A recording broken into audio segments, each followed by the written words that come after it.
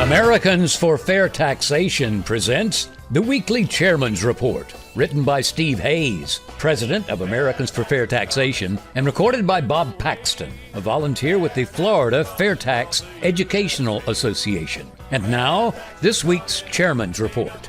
Hello, I'm Bob Paxton with the AFFT Chairman's Report for Friday, November 4th, 2022.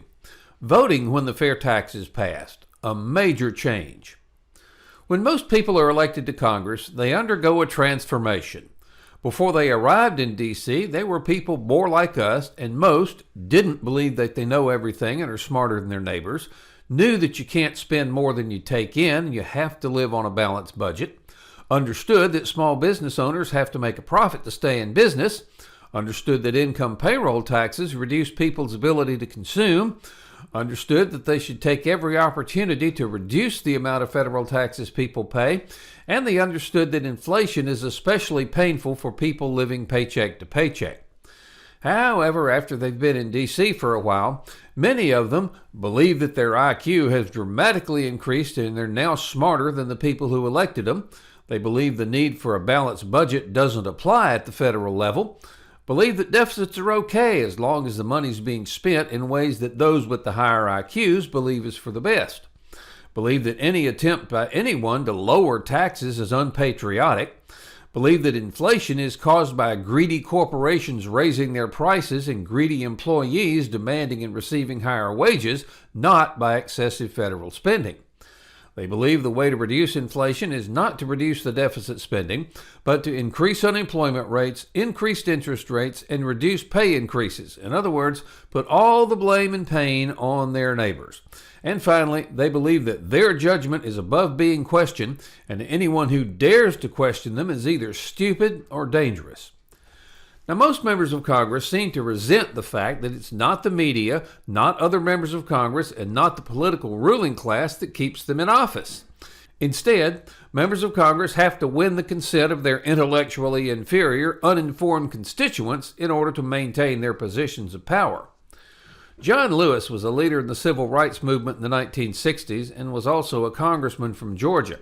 He said, quoting here, "The vote is precious. It's the most powerful, nonviolent tool we have in a democratic society, and we must use it." End of quote. Yes, the vote is indeed a powerful tool, but it must be used wisely. Now, sure, citizens should vote for the candidates who share their beliefs and visions, but wise voters should also hold their representatives accountable for the job they do.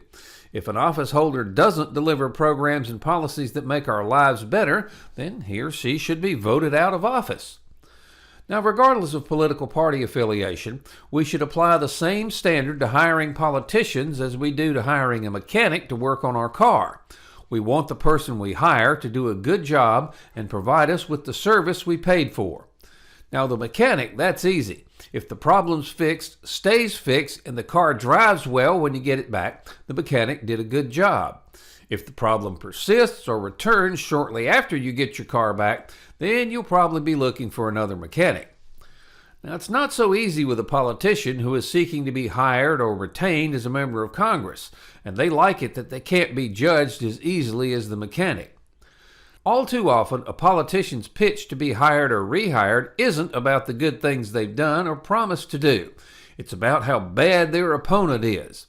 Every election cycle, candidates and other political action groups flood the airwaves with negative ads portraying the disastrous gloom and doom that's sure to follow if their opponent is elected. Imagine a mechanic advertising, "Hey, bring your car to me because the guy down the street at the XYZ garage will destroy it."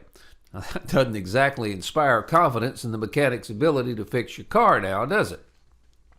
Now, the voters should have some objective standards by which to judge a politician wanting to be hired for another term.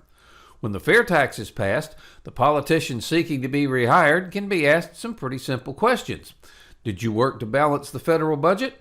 Is the fair tax rate still 23%? If so, did you try to lower it because more money was flowing into the U.S. Treasury? Were you for or against efforts to raise it? Now, what do you want to do with this extra money? Do you want to lower U.S. debt, or do you want to spend it on things that benefit one group of Americans over another? Has the U.S. economy grown, stagnated, or shrunk? Has the unemployment rate increased or decreased? Has inflation increased or decreased? Have real wages increased after taking inflation into account? And what did you do to contribute to this?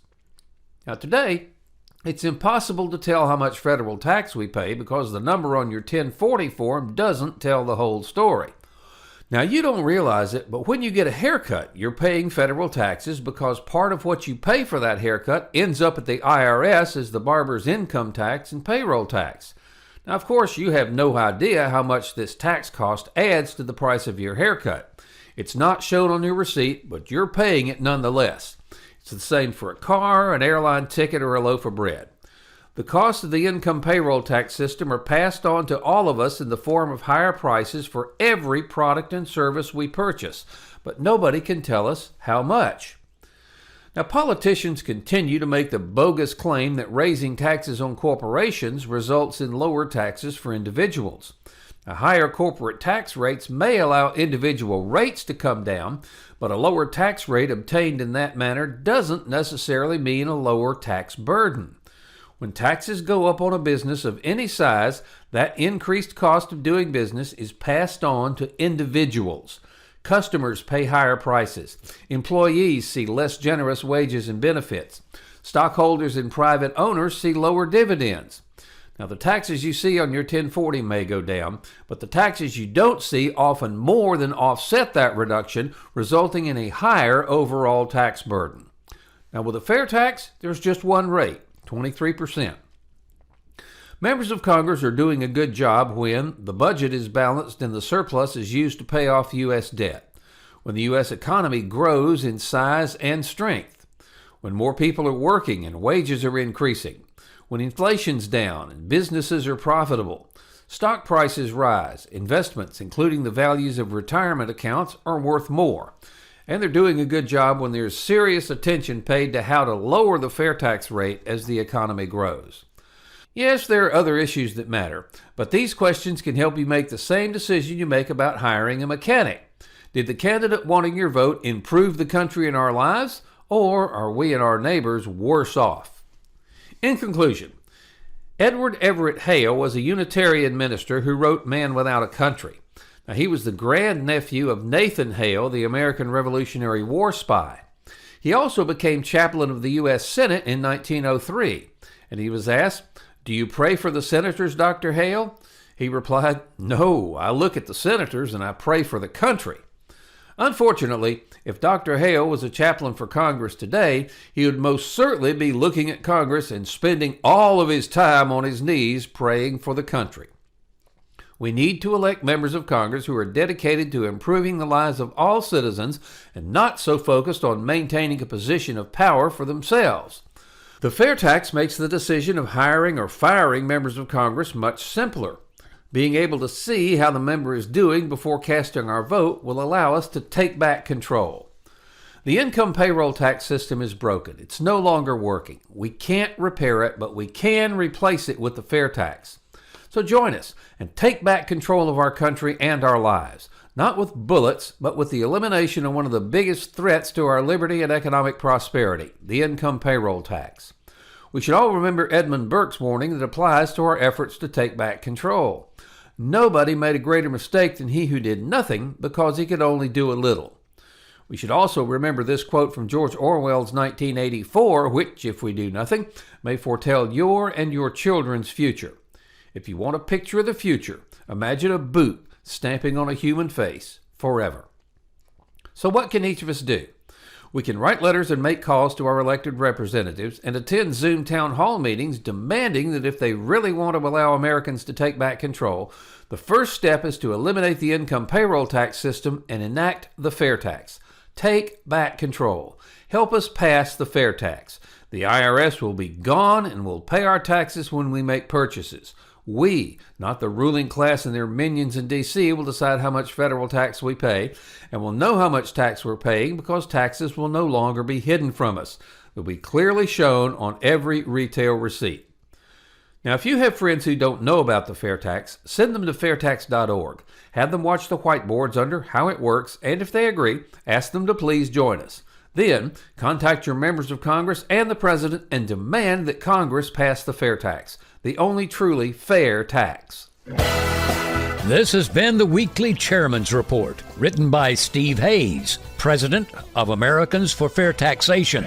Check back every week for news and information about the fair tax, and learn why the fair tax should replace our antiquated federal income tax system. If you'd like to receive a copy of the Chairman's Report in your inbox every week, sign up at fairtax.org.